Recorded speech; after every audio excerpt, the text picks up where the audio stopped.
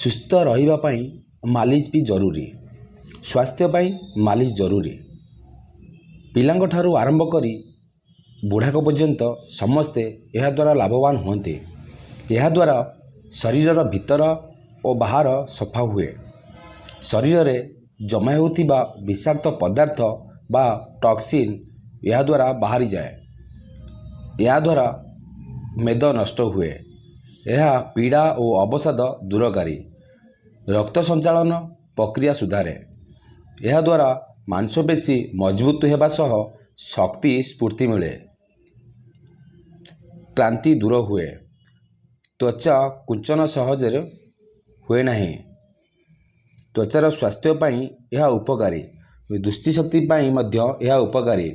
ଏହାଦ୍ୱାରା ଭଲ ନିଦ ହୁଏ, ମନ ପ୍ରସନ୍ନ ରହେ, ରୋଗ ପ୍ରତିରୋଧକ ଶକ୍ତି ବଢ଼େ, ବିଭିନ୍ନ ରୋଗର ରକ୍ଷା ମିଳେ। ଶୌଚକର୍ମ ପରେ ସ୍ନାନ ପୂର୍ବରୁ ମାଲିସ କରିବା ଭଲ। ସର୍ବଦା ପେଟ ଖାଲି ଥିବା ବେଳେ ମାଲିସ କରନ୍ତୁ। ହାଲୁକା ଭାବେ ମାଲିସ କରନ୍ତୁ।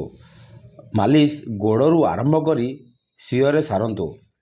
ମାଲିସ ପରେ ଥଣ୍ଡା ପାଣିରେ ସ୍ନାନ କରନ୍ତୁ ନାହିଁ କି ବାହାରେ ବୁଲନ୍ତୁ ନାହିଁ।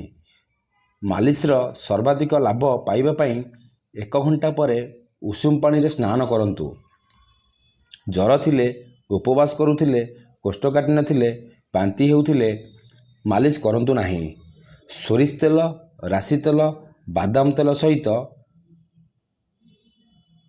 ଏଥିପାଇଁ ଉପଯୁକ୍ତ। ଧନ୍ୟବାଦ।